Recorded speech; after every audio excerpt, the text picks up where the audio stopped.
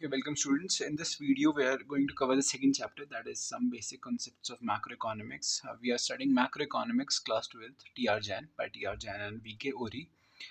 So जो ये chapter है ये काफ़ी important exam point of view से है. फर्स्ट ऑफ ऑल जो हम इसमें पढ़ने वाले हैं, फर्स्ट होगा classification of goods, final consumer goods क्या होते हैं, right.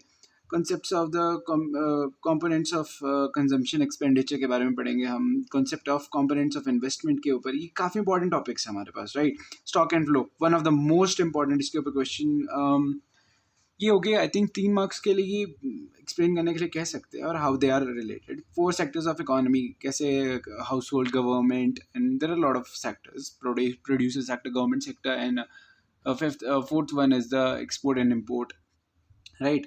Intersectoral flow, real flow, money flow, this is important concept. इसके ऊपर क्वेश्चन आया होता है, काफ़ी बार क्वेश्चन आया होता है. Circular flow of income, this is also one of the most important question in exams. I mean जो स्टार्टिंग का ही बहुत ईजी होने वाला है, the last is going to be tough. See हम जो गुड्स है, फर्स्ट ऑफ ऑल हम उन्हें 2 पार्ट्स में क्लासीफाई करेंगे. फर्स्ट ऑफ ऑल एक होता है फाइनल गुड्स. फाइनल गुड्स क्या हो गए, जो डायरेक्ट हम लोग यूज़ करते हैं, कंज्यूमर. हम क्या कर रहे हैं, हमारे पास एक सोप आ रहा है, हम उसे यूज़ कर रहे हैं, राइट. हमारे पास ब्रेड बन के आई है, हम जस्ट पैक्ड होके आई है, हम उसको यूज़ कर रहे हैं, राइट. हम सिर्फ अभी फाइनल गुड्स की बात कर रहे हैं. इंटरमीडिएट गुड्स, यार देखो, सी आपने गेहूँ उगाया, ठीक है. सेकंड स्टेप क्या होगा, उसको पीसना, उसका जब आटा बनेगा, लाइक फाइनल क्वालिटी में जो आटा बनेगा, राइट. अब उसके बाद वो इंटरमीडिएट गुड है. थर्डली एक और बार वो इंटरमीडिएट, सी अभी डिपेंड करता है ना आप किस प्रोडक्शन में हो. जस्ट टेक एन एग्जांपल, हम बात कर रहे हैं ब्रेड मेकिंग की, राइट. ब्रेड मेकिंग में इंटरमीडिएट गुड क्या होगा, वीट, जो हमारे पास आटा बनेगा वो क्या होगा, इंटरमीडिएट गुड. और वैसे ही हम ले लेंगे चॉकलेट में, हमारे पास जो कोको बीन्स होते हैं वो क्या होगा, एक इंटरमीडिएट गुड. और हमारे पास काफ़ी सारे एग्जांपल्स हैं. जैसे आप कुकिंग कर रहे हो, कुछ आप चाय बना रहे हो फॉर एग्जांपल, सो आपके लिए दूध क्या होगा, एक इंटरमीडिएट गुड, राइट. इसके कन्फ्यूजन भी मैं आपको बाद में क्लियर करूँगा क्या होगी. अब आएंगे हम फाइनल गुड्स में. फाइनल गुड्स होते हैं हमारे पास, एक होता है कंज्यूमर गुड्स. कंज्यूमर गुड्स कौन से, जो हम डायरेक्टली यूज़ करते हैं. Just take up example, we have a packet of Lay's, हम उसे खाने वाले, that's a final or consumer good. Consumer good क्या आगे, used for the direct satisfaction of wants. For example, a shirt purchased for a person, direct satisfaction of our wants. See हम लोग chocolates खरीद रहे हैं, direct satisfaction of our wants. Final consumer goods, final consumer goods यही हो गए, जैसे chocolate हो गई, जो मतलब फिनिश्ड प्रोडक्ट्स आपके पास आ रहे हैं. आपके पास फ़ोन है, फ़ोन आपके लिए क्या है, एक डायरेक्ट सेटिस्फैक्शन. आपको एक सेटिस्फैक्शन मिल गया, हाँ भाई मेरे पास फ़ोन है, मैं इसमें गेम खेलूँगा पूरे दिन, दैट इज़ इट. अब है हमारे पास कैपिटल गुड्स. कैपिटल गुड्स कौन से, और ये है final good. Capital goods are also the part of final goods, right. These are the goods. Just take an example. We have a machine in a factory. That is a capital good, right? It is finally being used by a producer. एक आदमी जो, just take an example, एक आदमी ने industry खोली, अब उसे एक मशीन वो खरीद रहा है, अब उसे डायरेक्ट यूज़ कर रहा है कि और चीज़ें बनाने के लिए. सो उसके लिए वो क्या है, कैपिटल गुड. एक कैपिटल गुड ना, जनरली मैं अगर आपको बताऊँ, कैपिटल गुड में आती ही मशीन्स एंड ऑल है, काफ़ी ज़्यादा मशीन्स वगैरह आएगी. This only, see capital good में आती ही मशीन्स है, जो कि काफ़ी लंबे टाइम तक हम यूज़ कर सकते हैं. आगे हम इसे बहुत डिटेल में पढ़ने वाले हैं, राइट. सी इंटरमीडिएट गुड्स कौन से होते हैं, जो रॉ मटेरियल की तरह यूज़ होते हैं, जो कई रीसेल के लिए यूज़ करते हैं. आप दुकानदार हो, आपने कोई चिप्स के पैकेट मंगाए थोड़े सस्ते रेट पे, और आप उसे और आगे रीसेल कर रहे हो. सी वो हो गया आपके इंटरमीडिएट गुड्स, जो अभी हम कह सकते हैं वैल्यू एडिशन के प्रोसेस से ख़त्म नहीं हुआ है, जिनमें अभी और वैल्यू ऐड होनी है. The process of value addition has not ended, right. This is the concept. आप ये चार्ट लिख सकते हो. और ऑल्सो सी मान लो आपके पास पैसे हैं, आप कंज्यूमर गुड्स खरीद रहे हो, उसे आप कहते हो कंज्यूमर एक्सपेंडिचर, राइट. आपके पास पैसे हैं, आप एक चॉकलेट खरीद रहे हो, उसको आप कहोगे कंज्यूमर एक्सपेंडिचर. आपके पास पैसे है पर आप नहीं, आप एक क्या कर रहे हो, आप एक मशीन खरीद रहे हो जिससे आप और चीज़ें बनाओगे, वो होगा एक इन्वेस्टमेंट एक्सपेंडिचर. इन्वेस्टमेंट क्यों है, मशीन आपको कुछ ना कुछ हमेशा बाद तक देगी ना. आप कुछ बना रहे हो, आप उसे बेचोगे, उससे कुछ ना कुछ आपको मिलेगा ना, तो इसलिए वो होगा एक इन्वेस्टमेंट. आपकी एक इन्वेस्टमेंट होगी, इससे आपको वापस मिल रहा है, so it's a investment expenditure. एक डिबेट है, मैं आपके साथ डिस्कस करना चाहता हूँ. जस्ट टेक एन एग्जांपल, एक आपके पास वो है सुइंग मशीन्स, और यू कैन से जो जिससे सिलाई करता है, जिससे चीज़ें सीलता है, एक मशीन होती है. तो वो एक कैपिटल गुड होगा कि कंज्यूमर गुड, राइट. मान लो देखो, एक सिलाई करने की मशीन होती है, वो सबके घर पे होती है, राइट. एक कंज्यूमर के घर में भी होगी, आपके घर में भी होगी, who knows, it could be, right. आपके घर में मान लो सिलाई करने की एक मशीन है, आप उसका तो वो आपके लिए क्या है, एक कंज्यूमर गुड है। जस्ट टेक एन एग्जांपल, एक जगह है जहाँ पे काफ़ी सारे गारमेंट्स बनते हैं, वहाँ पे एक सिलाई करने की मशीन, वो क्या होगी, कैपिटल गुड है। सिलाई मशीन आती दोनों में।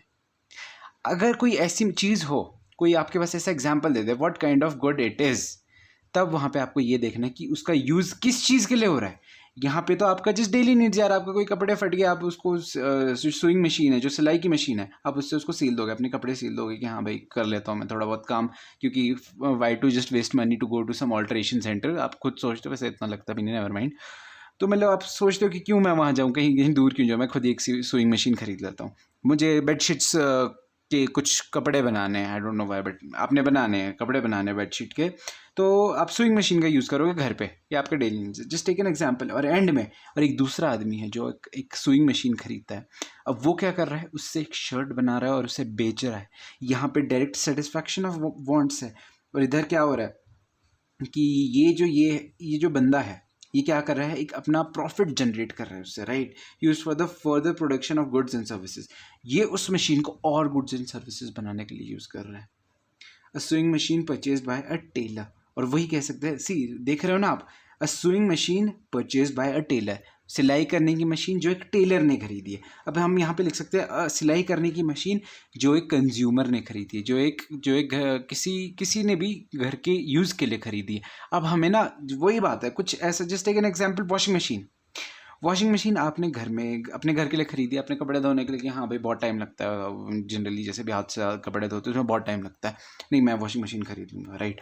आपने ऐसा सोचा वॉशिंग मशीन खरीद लूँगा, उससे क्या हो रहा है, आप अपने कपड़े धो, आपकी डायरेक्ट सेटिस्फैक्शन हो रही है, आप सिर्फ अपने यूज़ के लिए यूज़ कर रहे हो उसको।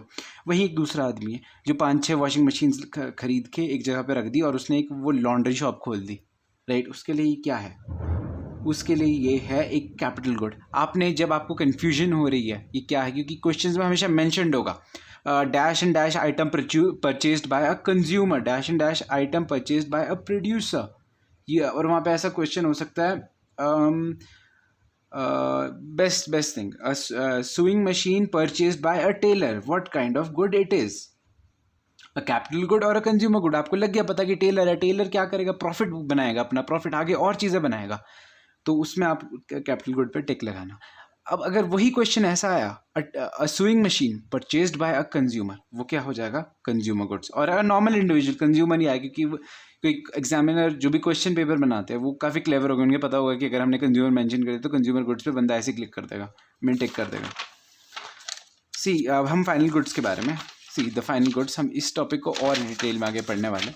Final goods are those goods which have cross the boundary line of production and are ready for use by the final users. अब यार यहाँ पे होते हैं ना boundary line of production, I mean एक लाइन हम कह सकते हैं, एक स्पेसिफिक लाइन जिससे पहले प्रोडक्शन हो ही जा रही थी, मतलब कुछ ना कुछ आप ऐड कर रहे थे, आप कुछ ना कुछ बनाने के लिए कुछ ना कुछ उसमें चीज़ें ऐड कर रहे थे, आपने वो ऐड कर दी, ख़त्म होगी। एक शर्ट है, आपने फर्स्ट ऑफ ऑल शर्ट है, शर्ट में कॉटन की आपने सबसे पहले कट करके कॉटन मतलब शर्ट की फॉर्म दे दी, फिर आपने उसको सील दिया और उसको मतलब प्रॉपर स्टिच कर दिया, राइट। अब नेक्स्ट आपने उसमें बटन लगा दिए, अब वो रेडी है।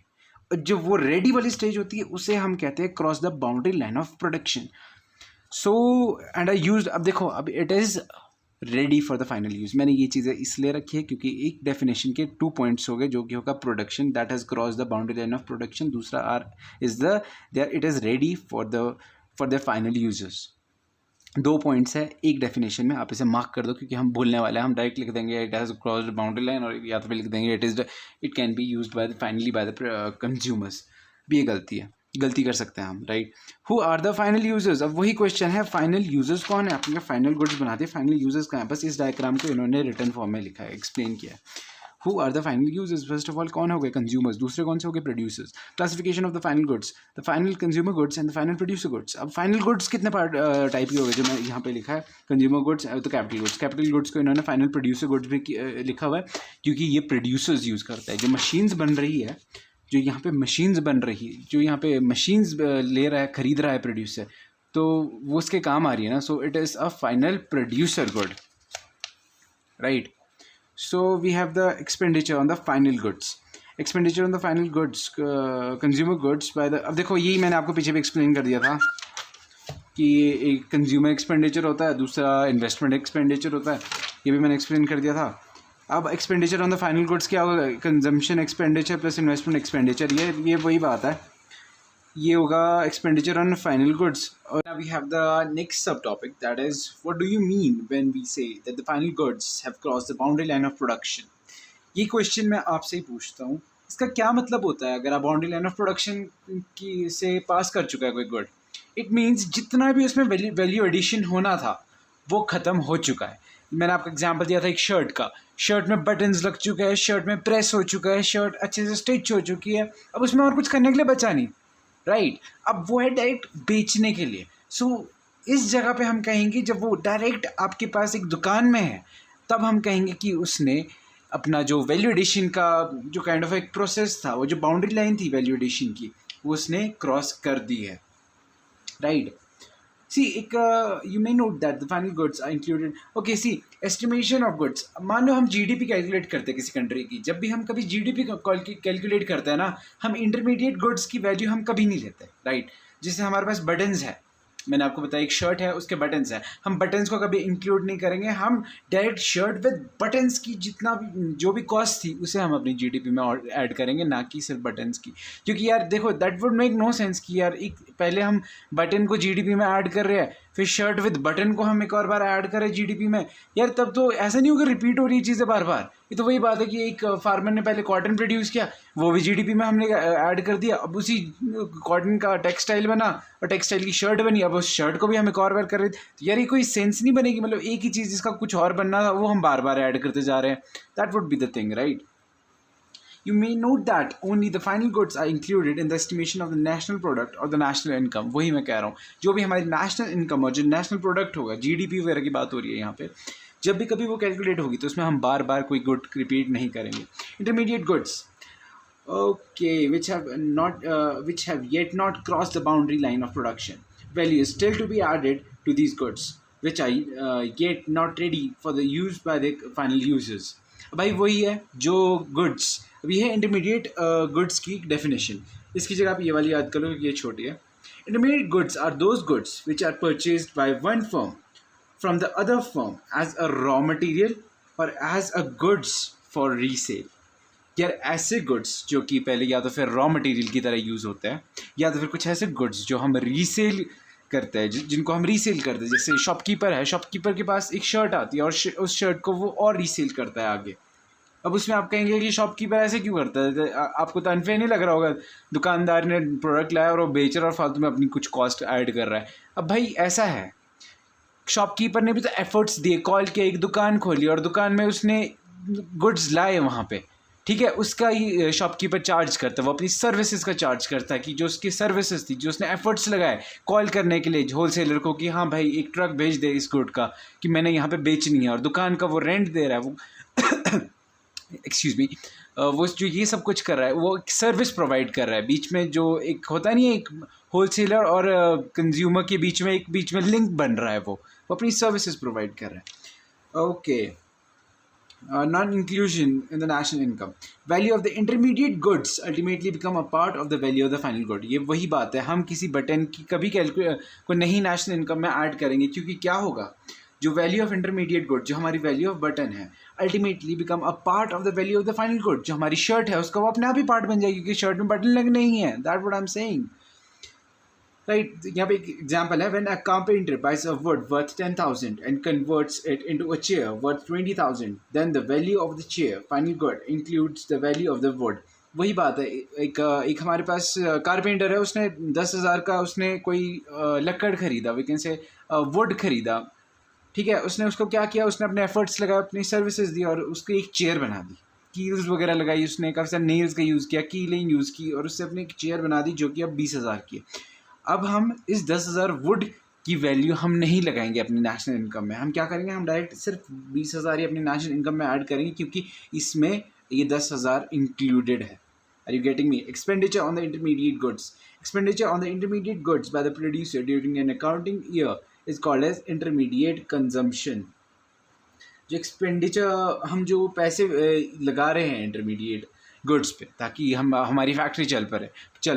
उसे हम क्या कहेंगे, इंटरमीडिएट कंजम्पशन और द इंटरमीडिएट कॉस्ट। ये वो कॉस्ट है या ये वो कॉस्ट है जो हमें लगी, जो हमें रॉ मटेरियल को ख़रीदने के लिए लगी। Are you getting me? Same good में बी अ फाइनल और the intermediate good. It is possible, it is not possible, it is not possible to name one set of goods as the final goods and another set as an intermediate good. The same good may be a final or the intermediate goods.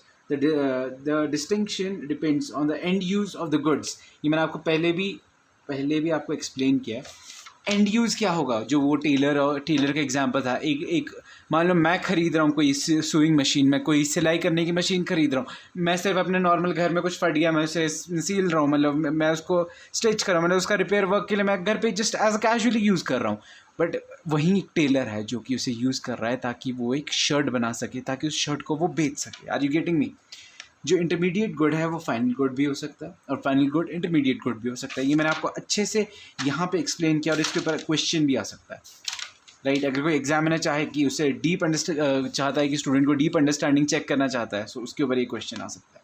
Intermediate good और final good का क्या difference होगा? Intermediate goods are those goods which are use as a raw material. या intermediate goods सारे raw material हो गए या resold के लिए हो गए, जैसे हमने पीछे पढ़ा। और ये वही हो गया, या तो फिर फाइनल कंजम्पशन के लिए हो गया या तो फिर ये इन्वेस्टमेंट के लिए हो गया। इन्वेस्टमेंट के फाइनल कंजम्पशन की मान लो यार सीधी सी बात है, ये हो गया या तो फिर कंज्यूमर इसे यूज़ करेगा या तो फिर दूसरा हमारे पास प्रोड्यूसर इसे कंज्यूम करेगा। तो some issues with the camera, never mind. See दूसरे क्या है हमारे पास? फाइनल गुड्स या तो फिर कंज्यूमर इसे अपनी डाइट सेटिस्फैक्शन के लिए यूज़ करेंगे या तो फिर प्रोड्यूसर इसे एक और बार खरीदेंगे ताकि ये और प्रोडक्शन कर सके। Production boundary line. अब बाउंड्री लाइन ऐसी है कि देखो इन लोगों ने तो बाउंड्री लाइन अपनी कभी की नहीं है, मतलब ये पास ही नहीं की अपनी बाउंड्री लाइन, क्योंकि यार ये अभी भी कुछ इनमें और इम्प्रूवमेंट हो सकती है और ये यूज़ हो सकता है।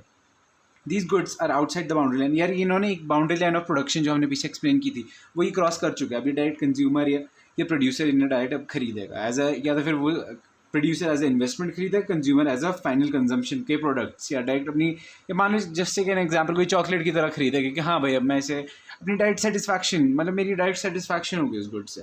Okay, value addition. Value is yet to be added to this good, value is not to be added to this goods. यार वैल्यू एडिशन का प्रोसेस कंप्लीट हो चुका है फाइनल में, इसलिए से फाइनल बोलते हैं। सारा जितना भी वैल्यू ऐड करना था वो हो चुका है।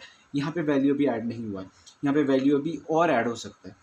National income estimation. These goods are not included in the estimation of the national product or the national income. These goods are included in the estimation of the national product or the national income. National income, देखो मैंने आपको explain किया था intermediate goods को national income में हम क्यों calculate करेंगे, क्योंकि इनकी जो भी वैल्यू की वो ऑलरेडी फाइनल गुड्स में होती है, क्योंकि यार इन्हीं को हम और इम्प्रूव करके फाइन करके तो फाइनल बना रहे हैं। तो यार ये तो वही बात है ना, इनकी जो वैल्यू होगी वो इसमें ऑलरेडी एडेड होगी, तो हम इसकी इसलिए हम ऐड नहीं करते नेशनल इनकम में। वेराज जो हमारे पास फाइनल गुड्स है सिर्फ हम फाइनल गुड्स की वैल्यू ऐड करते हैं, राइट? अब next is the consumption of goods और the consumer goods.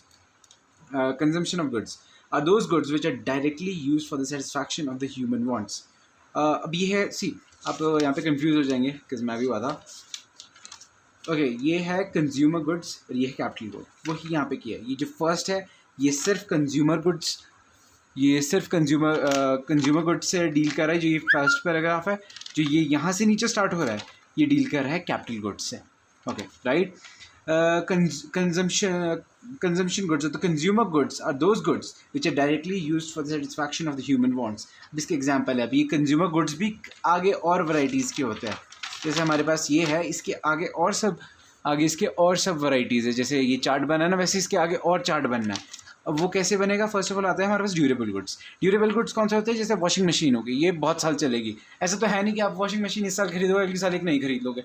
Washing machine is something जो कि 2-3 साल 5 साल who knows if you maintain it very well, वो बहुत लंबी चल सकती है। ये बहुत साल से, मान लो एक car is a durable good, क्योंकि गाड़ी है, वो गाड़ी आप बहुत साल चलाओगे, 10 साल चलाओगे, 7 साल चलाओगे, depend upon you. Semi durable goods, ये कुछ ऐसे गुड्स होते हैं ये या तो फिर 1 साल चलेंगे या साल से थोड़ा ज़्यादा चलेंगे। जैसे हमारे पास क्लोथ्स है, हमारे कपड़े हैं भाई, हम कपड़े पूरी ज़िंदगी तो नहीं पहनेंगे ना, 5 साल तक एक ही कपड़ा पहनेंगे। ऐसा होता है ना, मान लो हम 1 साल पहनेंगे या 1 से 1.5 ईयर में, इससे ज़्यादा तो हम नहीं पहन सकते ना एक कपड़े को। And fashion and all that's whole different concept. Non durable goods, this is a best example. हम एक ब्रेड खरीदते हैं। नॉन ड्यूरेबल गुड्स ये होते हैं कि ये सिंगल एक्ट ऑफ कंजम्पशन, जो मैंने मार्क किया आप इसे अंडरलाइन कर सकते हैं because these are the only important lines. ये एग्जाम्पल्स है इसके नीचे, ये भी आप कर लो। हु नोज इन डिफरेंशिएशन ये एग्जाम्पल्स का भी काफ़ी इंपॉर्टेंट रोल होगा। नॉन ड्यूरेबल गुड्स, ये ऐसे होते हैं, ये सिंगल एक्ट ऑफ कंजम्पशन। ये मान लो जिस टेक एन एग्जाम्पल, आपके पास चॉकलेट है, आपने खा लिया तो उसके बाद अब वो नहीं बचा ना, these are non durable goods. Non material goods and services, goods और सर्विसेज, नॉन मटेरियल या तो फिर नॉन मटेरियल गुड्स है, ये सर्विसेज है। ये नॉन मटेरियल गुड्स, सीधी सी बात है यार, मटेरियल तो है नहीं है ये, it is just an service which directly satisfy the human wants. A few example of the several those services. अब यार देखो, सर्विस गुड्स, यार सर्विसेज क्या होती है? आप डॉक्टर के पास जा रहे हो, आप सर्विस ले रहे हो और अपना पे कर रहे हो उसको, डॉक्टर को आप पे कर रहे हो उसकी सर्विस के लिए कि भाई मेरे को ठीक कर दे, मैं तो को पैसा दे रहा हूँ, that is it. This is what consumer और द नॉन मटीरियल गुड्स और services deal with. Durable goods आपको लग गया पता, जो कि बहुत साल चलेंगे। सेमी ड्यूरेबल जो बहुत कम चलेंगे। नॉन ड्यूरेबल जो सिर्फ एक बार यूज़ करने के हैं। नॉन मटीरियल और service good, this are services. आप पैसा दे रहे हो, सर्विस ले रहे हो। अब किसी यू कैन से आप किसी पैसे आदमी को पैसा दे रहे हो कि मेरी लॉन की घास काट दे, एंड दैट्स द सर्विस, और वो अपनी सर्विस प्रोवाइड कर रहा है, that is non material goods. Okay, now we come to the capital goods. This is the most, I would not the most, but this is one of the most important topic. Capital goods are fixed assets. ये चीज़ें ना, जो ये words है ये आपको confuse करेंगे, इसलिए just underline them. These goods are the fixed assets of producer.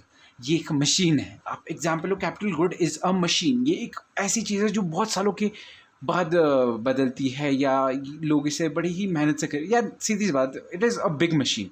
A big machine आप बहुत ही ईजीली देख सकते हो। It is capital goods are fixed assets of the producer. अब ये कह सकते हैं हम, it is a durable good and plus it has the high value. जो नेक्स्ट पॉइंट है उसमें ये लिखा है, it is used for several years. Several years का मतलब क्या है? Durable good. It is it comes under the category of the durable good. I would not suggest you to write durable good. Just write it can be used for several years and it is of high value. Are you getting me? It can be used for several years and it is of high value. आप मैंने आपको यहाँ पे durable इसलिए नहीं लिखने के लिए बोला कि examiner who is not too much into whose concepts are not that clear, right, वो सोचेगा कि ड्यूरेबल गुड्स तो कंज्यूमर में आते हैं और इसने कैपिटल में लिख दिए, तो वहीं पे आपके मार्क्स काट देंगे। So write this, they can be use for several years, मतलब इसी की डेफिनेशन लिखनी है और कुछ नहीं लिखना। दे can be use for several years and it has high value. Use the depreciation even the nuts and the bolts of the several, but these are not the capital goods because these are of the low value. हाँ, मतलब ज़्यादा कुछ है नहीं इसमें, यही है कि ये डेप्रिशिएट और ये गुड्स ओवर टाइम डेप्रिशिएट करेंगे, मतलब ओवर टाइम ही ख़राब हो जाएंगे, फिर आपको न्यू गुड्स लेना पड़ेगा। ये कुछ मतलब conclusion, capital is a machine. आप एग्जाम्पल लिख सकते हो, मशीन्स इन अ फर्म और machines in a factory. Examples make your answer look good, right? Okay, now we have this. All capital goods are producer goods, but all producer goods are not capital goods. तो हमारे पास एक terminology है जो कि है producer goods. वो एक ऐसी टर्मिनोलॉजी है जिसमें दो चीज़ें आती है। I can explain you in the rough, wait a second, give me a second. Okay, so this is the producer goods. जो प्रोड्यूसर गुड्स होते हैं इसमें दो कैटेगरी आती है, जो कि होती है कैपिटल गुड्स और ये होते हैं इंटरमीडिएट गुड्स। ठीक है, producer goods is a whole different concept. आप इन दोनों के साथ इंटरमिक्स ना करें इसको। Producer goods are the goods जिसमें कैपिटल गुड्स भी होते हैं और इंटरमीडिएट गुड्स भी होते हैं। ये आपको पहले कॉन्सेप्ट समझना है।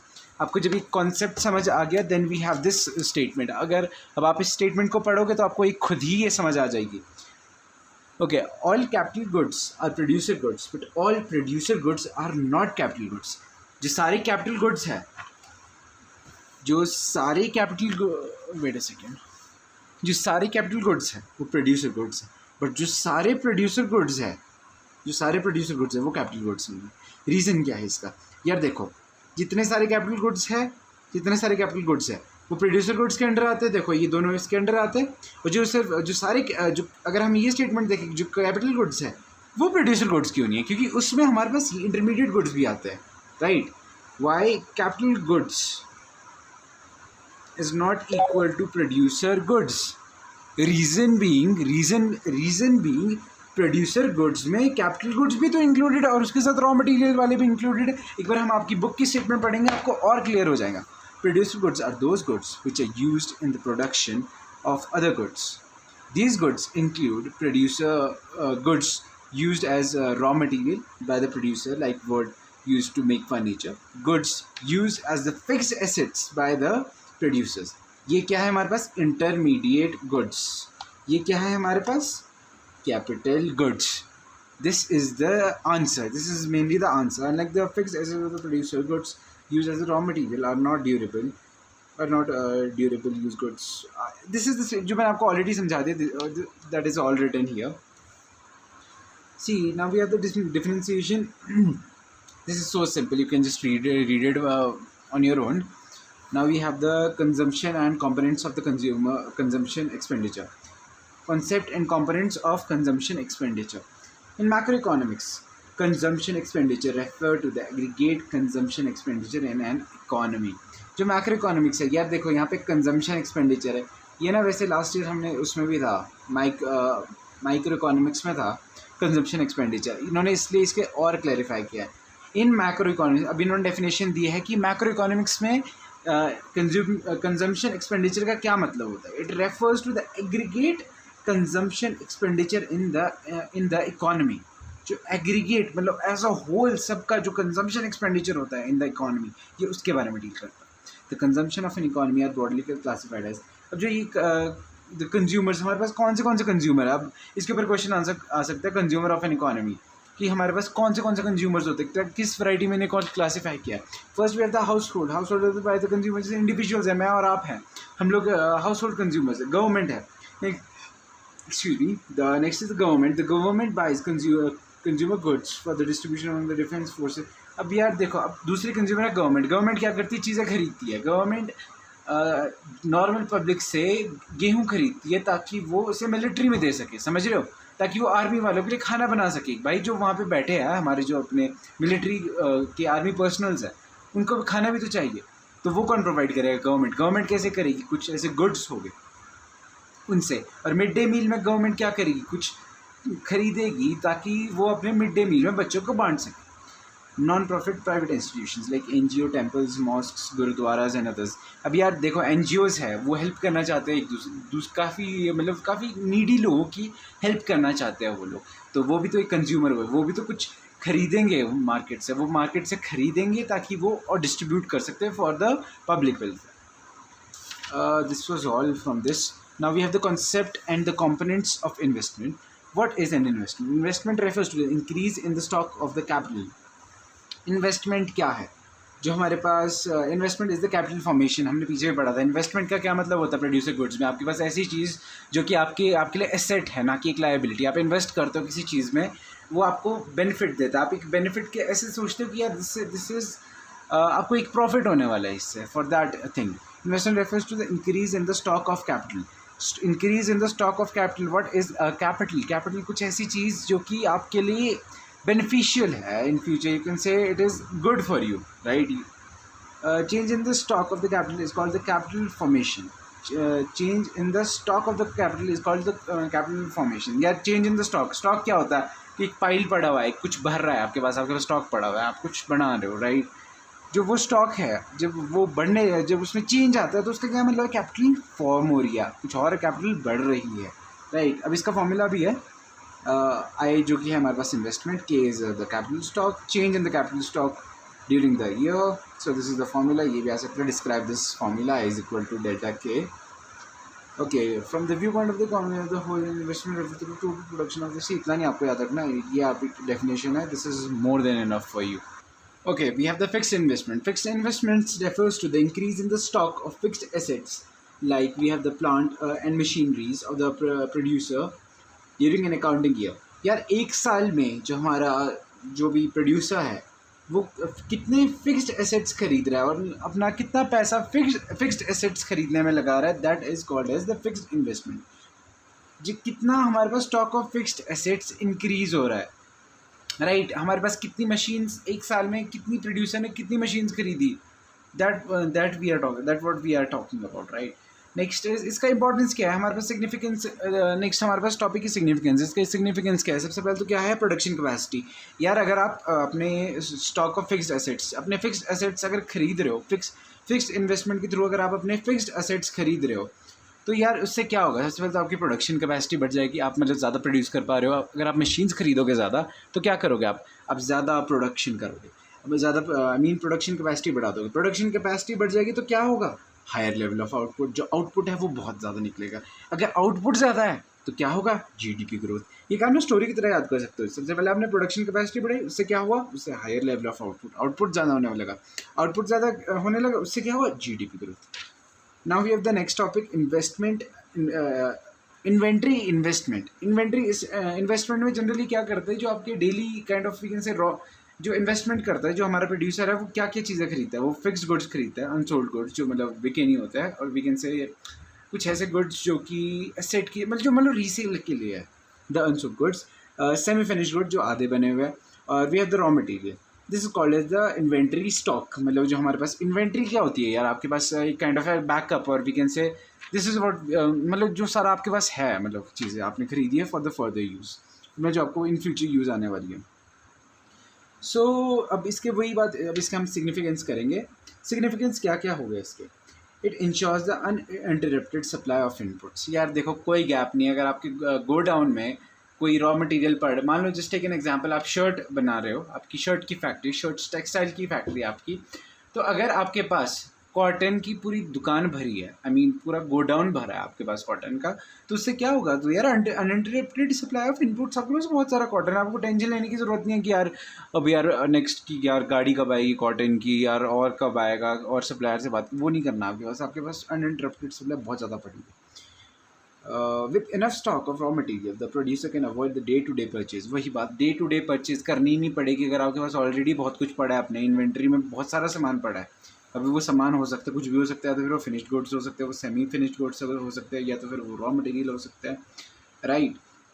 The stock of the finished goods is significant because it enables the producer to meet the potential or the future demand of their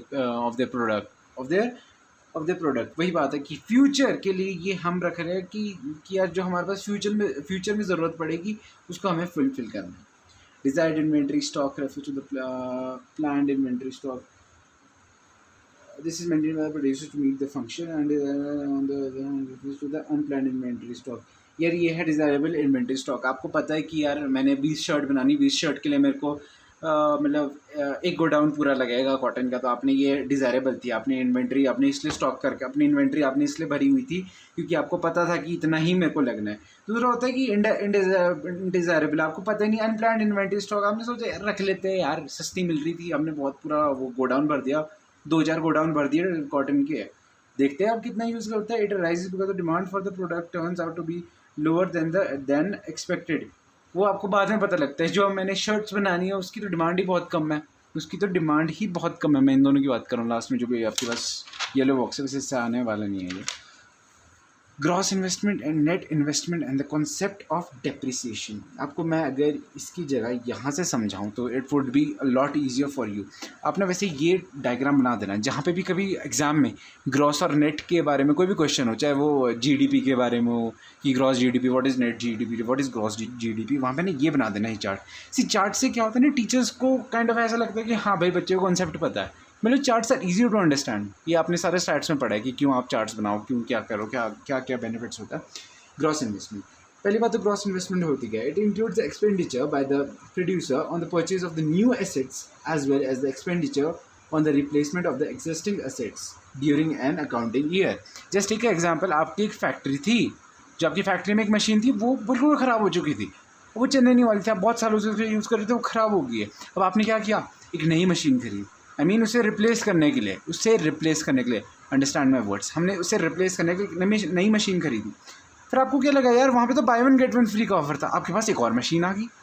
सो ये है यहाँ पे, एक तो या तो फिर न्यू एसेट्स खरीदने के लिए as well as replacement of the existing assets. आपने अपनी पुरानी मशीन तो जो ख़राब थी उसको तो आपने रिप्लेस कर दिया एक नई मशीन से, प्लस आपने एक और नई मशीन खरीद ली, अब जिससे काफ़ी ज़्यादा प्रोडक्शन एक्टिविटीज़ बढ़ सकती है, वो सारे सिग्निफिकेंस में आएगा, नेवर माइंड।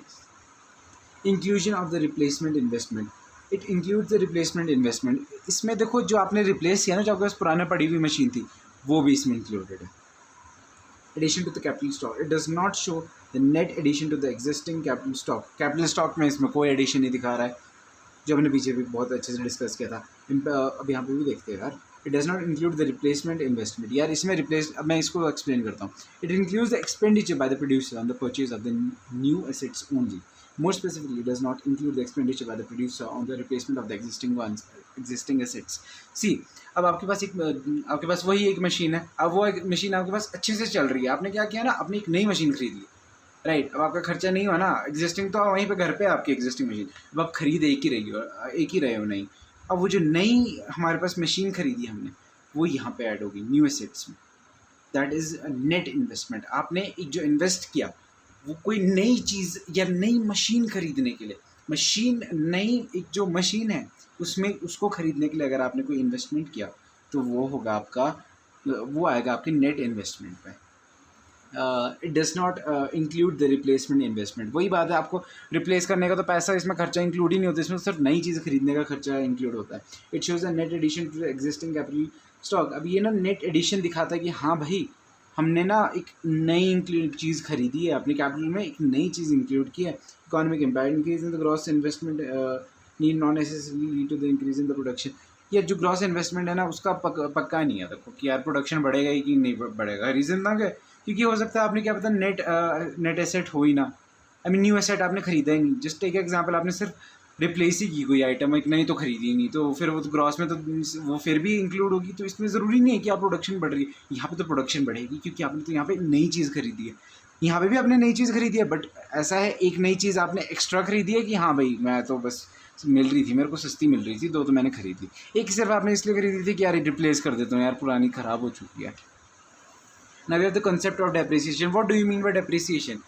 यार कुछ खराबी आ जाती है काम के साथ साथ, जस्ट टेक एन एग्जांपल, तुम्हारे पास एक साइकिल है, वो 5-7 साल से तुम्हारे पास ही है और यार वो ना कुछ ख़राब सी हो रही है। अब उसका क्या मतलब, वो डेप्रिशिएट होगी। डेप्रिशिएट क्या हो गया, मतलब उसमें कुछ खराबी आने लगी ओवर टाइम।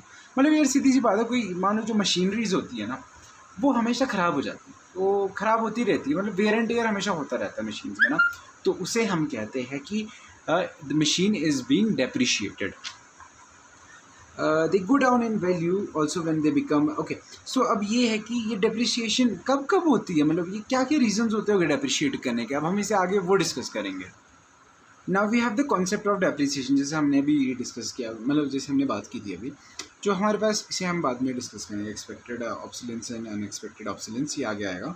सी जो डेप्रिसिएशन है, डेप्रिसिएशन 3 तरीके से हो सकती है। First of all normal wear and tear, जैसे मैंने आपको बताया यार कोई मशीन है यार, just forget about it, just take an example, एक गाड़ी आप खरीद रहे हो तो आपको क्या लगता है 20 साल बाद भी क्या वो गाड़ी बिल्कुल वैसी की वैसी रहेगी जैसे आपने शोरूम से खरीद के ली थी? नहीं ना, ऐसा नहीं होगा। There'll be a huge difference. And next we have the accidental damage. अब यार ऐसा होता है ना, आप गाड़ी ले रहे हो, अब उसकी एक्सीडेंट्स तो हो गई, आई मीन होप ना हो, बट फिर भी देर आर सम केसेस कहीं पे गलती से लग गई गाड़ी, तो मतलब कुछ ना कुछ एक्सीडेंटल डैमेज होते हैं। फैक्ट्री में भी वही होता है यार, कोई वर्कर ग्रीस डालना भूल गया, so that will be accidental damage. क्या होगा, वो एक्सीडेंट हो गया ना भाई यार, उस बेचारे ने डाला नहीं और मशीन ऐसी विदाउट ड्राई चलती रही और वो टूट फूट गई, मतलब एक्सीडेंटल डैमेजेस होने लगे। ये कुछ ऐसा हुआ कि मशीन की केयर अच्छे से नहीं की, वहाँ पे होगा एक्सीडेंटल डैमेजेस। एग्जाम्पल कि कोई फैक्ट्री है उसमें ट्रक ही घुस गया अंदर सो मशीन में डैमेज हो गया, that is called as accidental damage. Next we have the expected obsolescence, ये हम आगे डिस्कस करेंगे, ये अच्छे से आएगा हमारे पास कॉन्सेप्ट। एक्सपेक्टेड ऑब्सोलेंस होता है जब टेक्नोलॉजी हमारी चेंज हो जाती है, मैंने यहाँ पे भी लिखा है वैसे, जब हमारे पास टेक्नोलॉजी चेंज हो। Just take an example, factory में पहले बड़े ही ह्यूमन इंटेंसिव, मान लो एक ऐसी फैक्ट्री थी जहाँ पे हमारे पास जो कार्टन्स होते हैं, जो आपने देखे होगा अमेज़ॉन के डब्बे होते हैं, वो बन रहे हैं, वो बहुत ही ह्यूमन इंटेंसिव है, मतलब वहाँ पे बहुत ज़्यादा लोगों का काम है, वहाँ पे लोग ही लोग हैं भाई, वो बेचारे वही फैक्ट्री में बनाते जा रहे हैं कार्डबोर्ड्स उसके लिए। बट क्या होता है, टेक्नोलॉजी नहीं आती, फिर टेक क्या करता है, फिर आपको लगता है लोग यार जो हमारी मशीन है तो बहुत पुरानी होगी, इसमें तो बहुत ज़्यादा इंसान लग रहे हैं भाई, बहुत ज़्यादा ह्यूमन्स को वेजेस देने पड़ रहे हैं रोज़ रोज़, हम क्या करेंगे न्यू टेक्नोलॉजी लेंगे। तो क्या हो जाएगी, जो पुरानी हमारे पास वो है, पुराने गुड्स हैं, उनकी डिमांड क्या हो जाएगी, कम हो जाएगी। उसे भी हम डेप्रिसिएशन में ही इंक्लूड करते हैं। वही डिमांड इसलिए तो घटेगी यार, देखो सीधी सी बात है, टेक्नोलॉजी अगर पुरानी होगी, अगर आपका फ़ोन, आप देखो सीधी सी बात है, आपके पास वो नोकिया बटन वाला फ़ोन था, ठीक है, आपका टेक्नोलॉजी बहुत पुरानी होगी तो वो क्या होगा, वेयर एंड टेयर, डेप्रिसिएशन में आ जाएगा वो, एक्सपेक्टेड ऑब्सोलेंस, आपको वो फिर नया चेंज करना पड़ेगा। Are you getting me? इससे क्या होता है, डेप्रिसिएशन का मतलब, depreciation is the loss of value of fixed assets, loss of value of fixed assets. वही बात है, आपके नोकिया की वैल्यू ख़त्म हो गई, उसकी वैल्यू लॉस में चलेगी। Now we have the depreciation reserve fund, ये बहुत इंपॉर्टेंट कॉन्सेप्ट है। अब कंजम्पशन डेप्रिसिएशन रिजर्व फंड, यार ये एक बैंक में ना जनरली जितने भी सारे बिजनेसमैन होते हैं वो क्या करते हैं, पहले अपनी फैक्ट्री बैंक में शो करनी पड़ती है कि भाई मैं ये फर्म चलाता हूँ, ये मेरी फैक्ट्री है, ये मेरी काइंड ऑफ जो भी है प्रोडक्शन एक्टिविटी होती है। तो वहाँ पे क्या होता है ना, बैंक आपको एक चीज़ अलाउ करता है without tax. See listen, without tax because of the just take an example, आपने ना एक 10 लाख की मशीन खरीदी, जो यहाँ पे लिखा हुआ है, आपने एक 10 लाख की मशीन खरीदी, तो बैंक आपको एक चीज़ बोलता है कि यार देखो ऐसा करो कि ना हर साल 10% वेट अ सेकेंड, एक 1/10 जो हमारे पास अमाउंट है वो देते जाओ टू लिस्ट मशीन परचेज। हाँ, आपको पता है, देखो आपने एक 10 लाख की मशीन खरीदी, आपको पता है कि वो यार 10 साल ही चलती है, 10 साल के बाद तो देखो वो ख़राब हो जाएगी। Then the annual provision of the final replace, अब आपको देखो ना 10 साल बाद वो रिप्लेस करनी पड़ेगी, गवर्नमेंट क्या बोलती है ना यार। अब सीधी सी बात है, आपकी एक 10 लाख की मशीन खरीदी, 10 साल बाद वो ख़राब हो गई, अब आप क्या करोगे, अब आपको और 10 लाख कहीं से लाने पड़ेंगे। सीधी सी बात है, जो 10 लाख आपने प्रोडक्शन में लाया था वो तो आपने उड़ा दिए, आपने तो उससे अपने मज़े कर लिया, अपना परिवार चला दिया, अपना जो भी किया, अपने शौक पूरे कर लिया। बट एंड में ना 10 साल के बाद आप बोलोगे यार 10 लाख कहाँ से लाऊं यार, और मैं एकदम आ गया आपके पास 10 लाख की, भाई एकदम होती है ना, जैसे आपकी मशीन टूट जाएगी, आपके पास एकदम सर पे बोझ आ जाएगा कि भाई अब नई मशीन खरीदनी पड़ेगी, कैसे खरीदूँ। तो बैंक क्या करता है, बैंक बोलता है ना ऐसा करो ना, थोड़ा थोड़ा तुम पहले से जिस दिन तुमने मशीन खरीदी ना, उसके बाद से तुम एक बैंक में अकाउंट खोलो, उसमें तुम थोड़ा थोड़ा डालते रहो, थोड़ा थोड़ा पैसा डालते रहो। उससे क्या होगा कि जब एंड में तुम्हारी मशीन बिल्कुल ही ख़राब हो जाएगी तो तुम्हारे पास कुछ पैसा होगा जिससे तुम एक नई मशीन खरीदो। वही बात यहाँ पे, ये 10 लाख की मशीन है, इन्होंने 10 से डिवाइड कर दिया और एक स्पेसिफिक अमाउंट रोज़ पे करते जाओ। जैसे यहाँ पे इनका ये 10 लाख है और इसे डिवाइडेड बाय 10, इन्होंने क्या किया, एक साल में जो अमाउंट था ना उसका डिवाइडेड बाय 10, जितने साल वो चलने वाली है, उससे क्या होगा कि एक साल में आपको इतना 1 लाख डालना पड़ेगा। जस्ट एक 10 लाख की मशीन थी, एक साल में आप 10 लाख डालो, 10 साल बाद आपके पास 10 लाख वापस आ जाएंगे। This is called as depreciation reserve fund. ये आप बैंक में खुलवा सकते हो only if you have a factory और अ फर्म, ये आपको शो करना पड़ेगा। Depreciation reserve fund is a fund to replace the worn out fixed assets. ये आप याद कर सकते हो ये line, depreciation reserve fund is a fund to replace the worn out fixed assets. आपको अगर समझ नहीं आया तो एक और बार रिपीट करके देखो। This is a very, I would say fun, this a important concept. Now the significance of the depreciation reserve fund, इससे ये क्या होती है, रिप्लेसमेंट इन्वेस्टमेंट। यार जो आपको पुराना टूट फूट गया है यार, रिप्लेस करने के लिए वही बात है, एकदम जब आपके सर पे बोझ आ जाएगा वो नहीं होगा ना। अब ऐसा होगा कि हाँ भाई मैं सेव करता जा रहा था 1-1 लाख, बेशक उस 1-1 लाख मैं सेव करता जा रहा था, अब मेरे पास हाँ भाई इतना है, जिस दिन मेरी फैक्ट्री मेरी जिस दिन मेरी मशीन बिल्कुल ही ख़राब होगी उस दिन मेरे पास पैसा है अब कि मैं अब नई मशीन खरीद पाऊँ। Expected and unexpected obsolescence. What is unexpected obsolescence? The loss of the value of the fix change in technology. मैंने आपको बताया था एक्सपेक्टेड में या तो फिर टेक्नोलॉजी चेंज होगी या तो फिर डिमांड चेंज होगी। A plant producing the rubber shoes became obsolete when the demand shifted to the rubber shoes to the leather shoes। वही बात है, इन्होंने बताया कि जो रबर शूज़ के पहले होते नहीं, एक रबर के जूते होते जो काफ़ी पहले यूज़ हुआ, मतलब जो कि बहुत ही primitive kind of primitive good है, कि जो बहुत ही लोअर क्लास प्रोडक्ट है। I won't say that but not being racist. Okay, जो काफ़ी ही जो वो लोग लेते हैं इनको जो ज़्यादा अफोर्ड नहीं कर सकते, ज़्यादा महंगा, ठीक है। मान लो just take an example, plant of rubber shoes. जो रबर शूज़ थे उसकी डिमांड बिल्कुल ही ख़त्म होगी जब मार्केट में लेदर शूज़ है। लोगों को लगा यार लेदर शूज़ ये तो चमकते भी अच्छे हैं यार, ये तो पहनने में भी कंफर्टेबल है यार, जो और ये फटते भी नहीं है। और जो हमारे पास वो थे रबर शूज़ वो फट जाते थे, लिटरल वो जूते फटते हैं। आई हैव सीन दिस दो शूज़। यहाँ पे मैंने सिंपली आपको लिखा है एक्सपेक्टेड ऑब्सोलेंस में कि या तो फिर टेक्नोलॉजी या तो फिर डिमांड। एग्जाम में भी इतना ही पूछना है आपसे एग्जांपल्स। आई डोंट थिंक कि एग्जांपल्स आने वाले। यहाँ पे एग्जांपल भी लिखा है ब्लैक एंड वाइट टीवी और जो आज का LED, OLED, QLED, lot of TVs coming now these days. Now we have the unexpected obsolescence. ये होता है या तो फिर यार देखो आप कुछ नहीं पता कि किसी चीज़ की डिमांड क्यों ख़त्म हो जाए। सीधी सी बात है, एग्जांपल लो कि यू आर अ फार्मर, तो आपकी यू आर अ फार्मर, तो आपकी जो वो है फील्ड में लग गई आग। होप ऐसा ना हो, बट टेक एन एग्जांपल कि वहाँ पे लग गई आग तो आपके सारे खेत वगैरह जल गए, ठीक है। अब आपके पास पैसा नहीं है, राइट। अब आप क्या प्यूमा की शर्ट खरीदोगे? क्या आप सोचोगे कि भाई कुछ कपड़ा तो मिल जाए चेंज करने के लिए, भाई कुछ पहनने के लिए कपड़ा तो मिल जाए? वो होता है नेचुरल। देखो वही बात है, अनएक्सपेक्टेड ऑब्सोलेंस। नेचुरल क्लाइमेटीज़ की वजह से यार कुछ ऐसी चेंजेस आते हैं कि आपको अपनी डिमांड्स किसी और चीज़ पे शिफ्ट करनी पड़ती है। Are you getting me? आप देखोगे कि यार कुछ आप देखोगे जो आप पहले ढूंढते थे पिज़्ज़ा बर्गर, आप वो नहीं ढूंढोगे। आप सोचोगे कि यार अब खाने के लिए कुछ तो मिल जाए, अब तो भाई ओट्स भी मिल जाए ना, और वो भी जिस भी हालत में होंगे, we won't mind. Fall in the market value of the assets when there is an economic recession. अब भाई देखो ऐसा है, इकोनॉमी में काफ़ी ज़्यादा इकोनॉमी में महंगाई बढ़ेगी। Just take an example, economy में महंगाई बढ़ेगी तो आपकी डिमांड और चेंज हो जाएगी। आपको दिखने लगा यार देखो एक टाइम हुआ था कि जब प्याज के रेट बहुत महंगे हो गए थे तो लोगों ने उसको यूज़ करना ही बंद कर दिया था। सो ये हो गया कुछ ऐसी चीज़ें जब फॉल इन मार्केट वैल्यू, जब यार कुछ ज़्यादा ही डिमांड हो जाएगी किसी चीज़ की और हम मार्केट वैल्यू उसकी बिल्कुल ही ख़त्म हो जाएगी, लोग खरीदेंगे ही नहीं। बोला यार छोड़ो, बिना प्याज के भी खाना बन सकता है।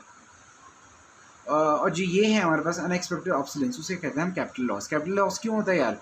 जो हमारी चीज़ें थी वो ऐसे ही वेस्ट होगी just because of some very lame reasons कि नेचुरल क्लाइमेटीज आ गई कि उसकी वजह से डेप्रिशिएट हो गया बेचारा वही प्रोडक्ट, इसलिए डेप्रिशिएट हो गया नेचुरल क्लाइमेटीज की वजह से। दूसरा क्या है, फॉल इन मार्केट वैल्यू, उसकी मार्केट वैल्यू खत्म होगी, इसलिए भी वो चलेगा, आई मीन उसकी भी वैल्यू घट गई। इसे कहते हैं हम capital loss. Only expected obsolescence is considered for the estimation of the depreciation, not the unexpected obsolescence. This is a very important line. Only the expected obsolescence, क्योंकि ये हम लोग यहीं पे इग्नोर कर जाते हैं। जो हमारे पास एक्सपेक्टेड ऑब्सोलेंस है सिर्फ वही डेप्रिसिएशन की डेफिनेशन में आता है, ना कि अनएक्सपेक्टेड। यहाँ पे सिर्फ एक्सपेक्टेड ऑब्सोलेंस है, एक्सपेक्टेड। अनएक्सपेक्टेड की यहाँ पे कोई जगह ही नहीं, आपको मतलब फोर्थ पॉइंट नहीं दिख रहा ना यहाँ जहाँ पे अनएक्सपेक्टेड ऑब्सोलेंस लिखा है। स्टॉक एंड फ्लो, यहाँ के बाद हम एक मेन अपने चैप्टर में जा रहे हैं जहाँ पे बहुत ही मेन कॉन्सेप्ट्स होते हैं। Stock is a quantitative measure at a particular point of time. यार देखो आपके पास बैंक में पैसे हैं, आज के दिन इस टाइम पे इस सेकंड पे आपके बैंक में कितना पैसा है वो आता है स्टॉक में। Stock is a quantity measured at a particular point of time. ये देखो on 1st June 2023 there may be 20,000 in your bank account. On June 10th 2023 there may be 25,000 in your bank account. Right एक दिन की, एक specific दिन के बारे में आपके बैंक में कितना पैसा है ये उस टाइम की बात हो रही है। फ्लो में कहता है flow is a quantity measured over specific period of time. A quantity measured over a specific period of time. You may be getting in the 1,500 per month pocket allowance. You may be spending it 50 every day and getting the 4% in the annual interest. इसी example देने की कोई ज़रूरत नहीं है, exam में ये नहीं आएगा, बल्कि मैं आपको डिफरेंशिएशन करा दूँगा जो कि एंड में लिखा है वो, दैट इज़ ग्रेट। जो ये क्वांटिटी है यार इसमें टाइम होता है कि यार इससे लेकर जस्ट टेक एन एग्जांपल 1 जनवरी से लेकर हमारे पास 31 जनवरी तक हमारे पास कितने वो थे, आई मीन कितने क्या ट्रांजेक्शन हुआ, कितना मतलब कितना पैसा आया कितना पैसा गया। तो जो ये पर्टिकुलर टाइम है जो इसमें हम क्वांटिटी मेजर कर रहे हैं उसे हम कहेंगे flow. Okay, now we have stock. Stock and flow की जो डिफरेंशिएशन है ये वो। Stock refers to the quantity measured at a point of time. Flow refers to the quantity measured during a period of time. ये एक दिन की बात हो रही है, ये एक टाइम पीरियड ऑफ टाइम जो मैंने आपको पहले एक्सप्लेन कर दिया। Time dimension, stock is not time dimensional, it is measured eight a specific. या देखो यहाँ पे टाइम डायमेंशन है ही नहीं, यहाँ पे सिर्फ एक दिन की बात हो रही है, यहाँ पे टाइम डायमेंशन है। यहाँ पे ये बोल रहे हैं कि ओवर टाइम यार इससे लेकर इस टाइम पे आपके पास कितना पैसा आया गया। Quantity measured during a period of time. अब है mutual dependency. Stock impacts the flow, great is the stock of the capital, great is the flow, flow impact great is the flow. यार सीधी सी बात है, अगर स्टॉक ज़्यादा होगा flow भी ज़्यादा होगा, अगर फ्लो ज़्यादा होगा तो स्टॉक भी ज़्यादा होगा। ये चीज़ आपने यहाँ पे लिखी है एंड में। अब ये यहाँ पे अच्छे से एक्सप्लेन की हुई है, mutual dependence between the stock and the flow. आपने अपना जो पर मंथ पैसा आ रहा है वो आपने सेव किया, बैंक में डाला, वो क्या हो गया स्टॉक। स्टॉक आपके पास सेविंग कितने हो गए बैंक में 20,000। आप मतलब पर मंथ आप डालते गए पर बैंक में इतना चलेगा, ठीक है ना। ये स्टॉक कर रख रहे हो आप अपने बैंक में। एक दिन मान लो आपने अगस्त पैसा आया आपने बैंक में डाल दिया, दिस इज़ फ्लो। अब बैंक में 20,000 स्टोर हो गए। अब क्या करेगा बैंक उसे और लोन्स के लिए दे देगा, राइट, पर मंथ। आपने वेट अ सेकेंड, और बैंक अगर इसे लोन पे भी देगा ना तो उसे वो क्या हो जाएगा, फ्लो स्टार्ट हो जाएगा। बट देखो बैंक में पैसा आपका वही है, बट आप इसे बैंक इसे लोन पे दे रहा है। Are you getting me? Appointment stock is independent on the flow, मतलब यही है, ये जो सारा है ना, मैं आपको बताऊँ, आपको सिर्फ अगर ये आप एक पैराग्राफ लिख दोगे ना, there is a mutual dependency between the stock and the flow. If the stock increases, the flow also increases. If the flow increases, the stock also increases.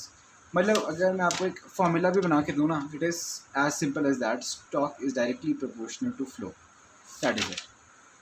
अगर फ्लो बढ़ेगा स्टॉक बढ़ेगा। 4 सेक्टर्स ऑफ द इकॉनमी, यहाँ से main chapter start होता है। I mean this is the difficult part of the chapter.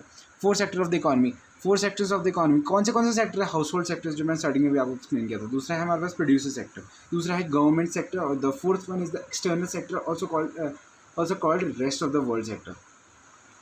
अब आपको मैं सजेस्ट करूँगा 4 सेक्टर्स के बारे में अगर आई तो एक बार डायग्राम ज़रूर बना देना। और वैसे इस बार हमारे सिलेबस में मतलब हमारे सिलेबस में जनरली क्लास 12th में सिर्फ ये 2 ही है, हाउस होल्ड सेक्टर है और प्रोड्यूसर सेक्टर, ये 2 हमारे सिलेबस में है ही नहीं। अब मैं आपको एक्सप्लेन करूँगा। Each sector of the economy depends on the other in one of the other ways, this is called as the intersectoral independency. Okay, इसमें ज़्यादा इंपॉर्टेंट कुछ है नहीं। Leads to the intersectoral okay, एक जस्ट यहाँ पे एक स्टेटमेंट है, intersectoral interdependence leads to the intersectoral flow. I would say ये ज़्यादा कुछ इंपॉर्टेंट है नहीं, इससे कुछ आने नहीं वाला। हमारी बुक में बहुत ज़्यादा डिटेल में एक्सप्लेन किया है। हम सीधा रियल फ्लो पे जाएंगे। Real flow refers to the flow of goods and services among different sectors of the economy. ये क्या है? Goods and services. इसमें जो की पॉइंट है वो है हमारे पास गुड्स एंड एक्सक्यूज मी तो हमारे पास है real flow refers to the flow of goods. इसमें हम क्या करें, फ्लो हो रहा है गुड्स एंड सर्विस, सिर्फ इसमें गुड्स एंड सर्विसेज का फ्लो हो रहा है और किसी और चीज़ का नहीं हो रहा। और ये किन के बीच में हो रहा है? हाउस होल्ड सेक्टर और प्रोड्यूसर सेक्टर। सिर्फ हमारे सिलेबस में ये 2 ही है, हाउस होल्ड और प्रोड्यूसर सेक्टर। इनमें सिर्फ गुड्स का फ्लो हो रहा है, गुड्स का फ्लो। इसमें क्या हुआ देखो, इसे ना आप याद करना, आपको ना ये याद करना ही करना पड़ेगा। एग्जाम में एग्जैक्ट ये आता है, फिर आपको इसको एक्सप्लेन भी करना पड़ता है। क्या है producer sector of the firm? Producer sector ने क्या किया? इसने गुड्स बेचे, गुड्स दिए। यहाँ पे producer goods produced and sold by the firm, यहाँ से गुड्स प्रोड्यूस है और इधर सेक्टर पे दे दिए। मतलब इसमें ना मनी का कोई काम नहीं हो रहा है, इसमें ना सिर्फ इसी की बात हो रही है। आई मीन गुड्स की बात हो रही है। इधर क्या हुआ, इस बंदे ने क्या की, जो हमारे पास हाउस होल्ड सेक्टर के लोग थे उन्होंने क्या किया, अपनी सर्विसेज प्रोवाइड की। सर्विसेज कहाँ किस तरीके से प्रोवाइड किया? अपने क्लास 11 में पढ़ा होगा, लैंड, लेबर, कैपिटल, एंटरप्रेन्योरशिप, इन फॉर्म में जो सर्विसेज है वो इन्होंने प्रोड्यूसर्स को दी। Money flow refers to the flow of money across different sector of the economy. ये this is the key point, flow of money. यहाँ पे सिर्फ मनी की बात हो रही है, वहाँ पे पीछे क्या क्या बात हो रही थी? गुड्स एंड सर्विसेज की बात हो रही थी। इधर क्या बात हो रही है? मनी की। Money flow refers to the flow of the money across the different sectors of the economy. आपको देखो आ सकता है 2 सेक्टर मॉडल ऑफ इकोनॉमी, वो आगे बताऊंगा मैं आपको अच्छे डिटेल से, बट उसमें भी यही डायग्राम आना है। नेवर माइंड, वो सारा आगे के लिए रखता है। Implication, each money flow is the reciprocal of the real flow. Money flow is the reciprocal of reverse flow. एक आप ये लाइन लिख देना, that is more than enough. That's the money flow from the house. ना, ये it's not important. Likewise, money flow from the producer to the okay, money flow from producer to the household. I think this is more than enough. ये जो अगर आप ये line implications के लिख दोगे, this is more than enough. और इसको भी आप याद कर लो, डिफरेंशिएशन में आपके पास रिपीट कर दूँगा, because this is an important concept. इसके अगर हम जितने रेफरेंस पढ़े तो that will be great for you in exams. For exams, real flows refer to the flow of goods and services among the different sectors of the economy. जितने भी सारे different sector है उसमें जो हमारे पास real goods और services, वही बात है, goods and services की बात आ गई। Money flow is the flow of money, मुझे पता था यही आना। नीचे it is the flow of the physical output और service amongst the sector according to this is the physical flow. देखिए, it is the flow of the monetary transaction. यहाँ पे मॉनेटरी ट्रांजेक्शन, यहाँ पे पैसों की बात हो रही है amongst the sectors, accordingly also called as the nominal flow, the physical flow. हाँ, ये कुछ पॉइंट्स है जो मुझे लगता है दैट आर गुड, क्योंकि यार देखो आपको ना एग्जाम में पॉइंट्स चाहिए होते हैं और आपको याद नहीं आता, आपको सब कुछ सेम ही लगता है, क्योंकि सी इट्स लाइक आपको कॉन्सेप्ट पता होता है बट आपको पॉइंट्स नहीं मिलते। वो आप कॉन्सेप्ट 2 लाइन में एक्सप्लेन करके ख़त्म कर देते हो, but the answer is of 5 marks. तो उसमें ये चीज़ें काम आती है। It is known as the nominal flow. Nominal flow कौन सा होगा? जो कि ये मनी फ्लो नॉमिनल होगा। फिजिकल फ्लो सीधी सी बात है, गुड्स सर्विसेज, गुड्स जा रही है भाई, दिख रही है चीज़ें, तो तो वो क्या होगा, physical flow. Now we have the higher level of real flow always leads to the higher level of output in the economy. High level माने need not necessarily lead to the higher level of output in the economy. This is the meaning of inflation. आपने जो लिखा ये last point important नहीं है but these two are important. Right, now we have the circular flow of income. ये अच्छे से यहाँ पे एक्सप्लेन होगा. सर्कुलर फ्लो ऑफ इनकम ये आप याद कर लेना. See two sector model, where is the two sector model of economy. I will wait a second. Okay, this is the two sector model of economy. This is very important. This is very very important. मैं आपको इससे बाद में explain करूँ. इसके ऊपर एक answer अच्छा क्वेश्चन बन जाता है. Circular flow of income refers to the unending flow of the activities of the production, income generation, and expenditure involving the different sectors of the economy, the producers, and the household in particular. मैं आपको बताता हूँ. तो इसकी पहले definition में क्या क्या कॉम्पोनेंट्स हम उससे निकालेंगे. Circular flow of income refers to the unending flow और द कंटिन्यूस साइकिल. हम कंटिन्यूस साइकिल भी यूज़ कर सकते हैं. Unending flow of activities of production, income generation and expenditure involving the different sectors of the economy amongst the producer okay. हाँ, अब ये होगा एक अनएंडिंग फ्लो है. मैं आपको इसे एक्सप्लेन करूँगी अनएंडिंग क्यों है, इसे मैं एक्सप्लेन करूँगा आपको. किन किन के बीच में, producer, income generation and expenditure के बीच में. अब मैं आपको एक्सप्लेन करूँगा आगे. Involving the different sectors of the economy. जो डिफरेंट सेक्टर नहीं है, यहाँ पे दो ही सेक्टर की बात हो रही है जो इन्होंने डिफरेंट सेक्टर बोले, जो कि है producers and the household sector in particular. They are the two sectors. 3 phases of circular flow. 3 phases of circular flow कौन से हैं हमारे पास. फर्स्ट ऑफ ऑल क्या है, production of goods and services. First ये है, जस्ट टेक एन एग्जांपल. एक producer, आपकी सबसे पहले ना एक फैक्ट्री है. फैक्ट्री में क्या हो रहा है, production of goods and services. वहाँ पे गुड्स एंड सर्विसेज बन रही है, ठीक है ना. गुड्स बन रहे हैं वहाँ पे. अगर गुड्स बन रही है तो गुड्स भी तो कोई बना ही रहा होगा, इंसान बना रहा होगा, तो उसमें सर्विसेज भी तो लग रही है. Are you getting me. मतलब सर्विसेज भी बन रही है वहाँ पे ना, क्योंकि देखो गुड्स कोई आदमी बनाएगा, आदमी बना रहा है तो क्या मतलब वो इसका, अगर आदमी कुछ काम कर रहा है, आदमी का क्या कर रहा है काम, इसका मतलब होता है सर्विसेज. तो मतलब सर्विसेज भी बन रही है वहाँ पे, गुड्स एंड सर्विसेज बन रही है. उससे क्या हो रहा है, इनका जनरेशन ऑफ इनकम. जो लोग काम कर रहे हैं वो क्या कर रहे हैं, जो लोग काम कर रहे हैं. यहाँ पे देखो प्रोडक्ट बन गया हमारे पास, यहाँ पे प्रोडक्ट रेडी है, यहाँ पे प्रोडक्ट रेडी है. तो फिर क्या हुआ, जो लोग थे जिन लोगों ने अपनी सर्विसेज प्रोवाइड की, उनको क्या मिली, इनकम, उनको मिला पैसा. सी, आपने फैक्ट्री में काम किया, आपने एक प्रोडक्ट बनाया, जैसे आपने एक चॉकलेट बनाया. You are a worker in factory, आपने एक चॉकलेट बनाया. अब उस चॉकलेट को, चॉकलेट अलग हो गया, और आपने जो अपना काम दिया, अपनी जो मेहनत की, उसके लिए आपको क्या मिले, पैसे. वो जो पैसे मिले, उस पैसे का जो अब आप एक्सपेंडिचर करोगे, अब आप उस पैसे को यूज़ करोगे. उस पैसे से आप क्या खरीदोगे, चॉकलेट खरीदोगे जो फैक्ट्री में अभी बनी है. अभी फैक्ट्री नहीं, अभी बहुत बड़े लेवल पर अगर हम देखें ना, यहाँ पे एज अ होल बात हो रही है. यहाँ पे किसी एक फैक्ट्री की बात नहीं हो रही, यहाँ पे पूरी देश की फैक्ट्री की बात हो रही है. जो पूरी देश की फैक्ट्री हैं वो क्या करती है, कुछ बनाती हैं और काफ़ी सारी जॉब्स वगैरह तो बहुत ही बनाती, मतलब काफ़ी सारी जॉब्स बनती है. जब कभी कोई फैक्ट्री तो कुछ प्रोडक्शन एक्टिविटी करे, जॉब बन रही है. जॉब वाले को क्या मिल रही है, इनकम मिल रही है. जब वो जॉब वाले को इनकम मिल रही है तो अब यार जो उनके पास पैसा है उसको तो यूज़ तो करेंगे. वैसे थोड़ी, तुम्हारे पागल थोड़ी है वो लोग. वो जो उन पैसों को यूज़ करेंगे, उसे हम कहते हैं एक्सपेंडिचर करेंगे. किस चीज़ में करेंगे भाई, वो कुछ खरीदेंगे ना, यहाँ से वो खरीदेंगे, वो इन लोगों से खरीदेंगे जो उन्होंने प्रोड्यूस किया है. सो this is an unending cycle. कोई आदमी अपनी सर्विसेज दे रहा है, गुड्स बन रहे हैं, उससे उसको पैसा मिल रहा है, जो अपनी सर्विस दे रहा है वो गुड्स बनाने के लिए.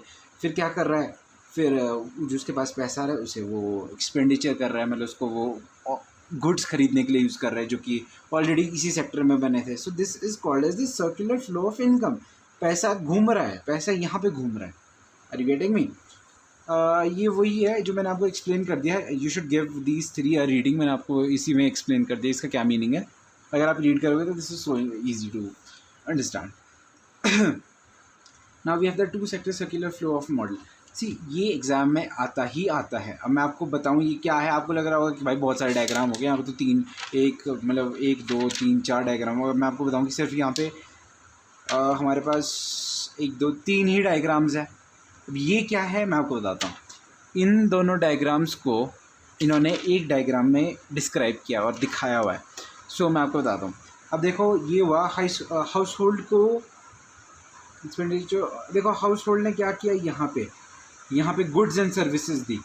हाउस होल्ड ने क्या किया, गुड्स एंड सर्विसेज यहाँ दी। वेट, मैं आपको ना इसका एक न्यू डायग्राम बनाऊंगा ताकि ये this is mess up, just ignore this. मैं आपको फ़र्क बनाऊंगा क्या, यहाँ पे इन्होंने प्रोड्यूसर्स यहाँ पे लिया, हाउस होल्ड यहाँ पे लिया। मैं क्या करूँगा, हाउस होल्ड इधर लूँगा इसकी जगह पे और प्रोड्यूसर इधर लूँगा। रीज़न बीइंग क्योंकि आपने यार फर्स्ट इंप्रेशन आपका ये पड़ा है, क्योंकि इसमें भी हाउस होल्ड इधर है और प्रोड्यूसर इधर है। बस उसी को मैं इंटरचेंज करके एक नया डायग्राम बना के आपको अभी डिस्क्राइब करता हूँ। Okay, this is the two sector model. इसमें क्या हो रहा है, जो हमने रियल फ्लो और मनी फ्लो था, उन दोनों के जो डायग्राम्स हैं उनको हमने कंबाइन करके ये डायग्राम बनाया है। सो जो हमारी बुक में वो थोड़ा अलग था, तो ये आपने रियल फ्लो और मनी फ्लो में तो पढ़ा ही होगा, तो इसलिए ये ईजी हो जाएगा आपके लिए। यहाँ से क्या हुआ, प्रोड्यूसर ने क्या दिया, अपने गुड्स, जो उसने गुड्स बनाए थे वो प्रोड्यूस्ड एंड सोल्ड। प्रोड्यूसर ने वो सारे गुड्स किसको दिए, हाउस होल्ड को। हाउस होल्ड ने क्या दिया, अपनी जो सर्विसेज दी थी वो थी, और उसकी वजह से क्या आया, अपनी गुड्स आए इधर। अब यहाँ हाउस होल्ड, जब अगर हमारे पास मनी वाले केस में क्या होता है, मनी फ्लो में क्या होता था, हाउस होल्ड एक्सपेंडिचर करता था इसके ऊपर, इस पे पैसे देता, इनको पैसे देता था। आई मीन भाई जो ये मैंने पेमेंट, ये जो ख़रीदा है इसकी जगह ये लो पेमेंट्स, ये जो ये मैंने ख़रीदा है इसकी जगह ये पेमेंट्स। तो प्रोड्यूसर क्या करता है, भाई जो तूने सर्विसेज दी है ना यार, मुझे हाउस होल्ड को बोलता है, तूने सर्विसेज दी है ना मुझे, मैं उसकी बदले ना मैं तुझे पेमेंट कर देता हूँ इन पैसे के फॉर्म में। So this is called as a two sector model. ये है पूरा कॉन्सेप्ट। जो हमारी बुक में वो डायग्राम थोड़ा अलग है। This will give you good marks अगर आप ये बनाते हो। Now we have the assumptions. Assumptions are very important. Wait a second, let me zoom out the thing. Okay, there are only two sectors in the economy. अब इसके assumptions क्या होगी, यहाँ पे सिर्फ टू सेक्टर्स ये इकोनॉमी में, कोई गवर्नमेंट और एक्सटर्नल सेक्टर है ही नहीं यहाँ पे। So the house there are no savings. भाई लोग जो है ना वो सेविंग वगैरह नहीं कर रहे, जो वो कमा रहे हैं वो सीधा एक्सपेंडिचर में डाल रहे हैं। एक दूसरी अजम्पशन ये है, क्लोज इकोनॉमी। भाई बाहर का कोई इन्फ्लुएंस नहीं है, इकोनॉमी इज़ क्लोज्ड। और जो गवर्नमेंट है उसका कोई वो नहीं है, गवर्नमेंट का कोई रोल नहीं। सी जो तो ये है ना, हमारे जो दो पॉइंट्स हुए, वेट अ सेकेंड, क्लोज और ये जो ये लास्ट है, ये तो वही है जो बता रहे हैं हमें कि यार हम सिर्फ इन दोनों का स्टडी कर रहे हैं, इन दोनों को तो हम इग्नोर कर रहे हैं। जो लास्ट अजम्पशंस का पॉइंट है वो जस्ट यही इंडिकेट कर रहे हैं हमारे। और दूसरे तो काफ़ी इंपॉर्टेंट। दूसरा फर्स्ट भी यही कर रहा है कि ओनली भाई दो ही सेक्टर देखो, तीसरे गवर्नमेंट को ना डाल देना तुम बीच में। और वही, और दूसरी चीज़ ये हो रही है अभी पर्सनल इंडिविजुअल वाले केस में, भाई नहीं देखो हम सेविंग नहीं करेगा कोई, जो सारा पैसा आ रहा है वो सारा तुम्हें एक्सपेंडिचर करना ही पड़ेगा। अब इसकी ऑब्जर्वेशन है, मैंने आपको एक्सप्लेन कर दिया है थ्रू डायग्राम। वही ऑब्जर्वेशन आप डायग्राम के थ्रू भी आराम से बता सकते हो जो मैंने आपको बताया था। Now we have the significance. We circular flow का क्या है, estimation of the national income. भाई नेशनल इनकम का पता लगाएगा, knowledge of the intersectorial independency. This is very important. कभी भी जब ये आता है ना, explain the two sector model, right, उसमें ना आपको ये बहुत इंपॉर्टेंट है। सबसे पहले आपको डायग्राम बनाना है फर्स्ट। सेकंड आपको अजम्पशंस लिखनी है। इकोनॉमिक्स में assumptions are very important. Assumptions आपको दूसरी लिखनी है। उसके बाद तीसरा आपके पास आएगा ऑब्जर्वेशन मैंने आपको डायग्राम के थ्रू आप एक्सप्लेन कर देना उसे, जो मैंने डायग्राम बनाया ना, उसके बाद आप उसके एक्सप्लेनेशन लिख देना in words. Now we have the significance. इसकी इंपॉर्टेंट क्या है, सर्कुलर फ्लो ऑफ मॉडल, और जो भी ये हमारा टू सेक्टर मॉडल था, इससे क्या इंपॉर्टेंस है, three phases of the circular flow, right, are you getting me. अब बस आपको इसको एक्सप्लेन कर देना। Estimation of the national income है, भाई नेशनल इनकम बनाने के लिए बहुत इंपॉर्टेंट होता है ये। दूसरे लिख देना नॉलेज ऑफ द इंटरसेक्टोरियल इंडिपेंडेंस। आपको ना ये हेडिंग ही याद रखनी रहनी चाहिए, बाकी ना आप स्टेटमेंट बना सकते हैं। It helps in the estimation of the national income of the economy. बस इतना ख़त्म। एक स्टेटमेंट में ये सब कुछ आदत नहीं जाना कि जब भी कभी टू सेक्टर मॉडल आए तो ये सारा ज़रूर एक्सप्लेन करना। So that is it. ये चैप्टर यहाँ पे एंड होता है। The video is quite big. Thank you guys for watching till now. Okay, bye.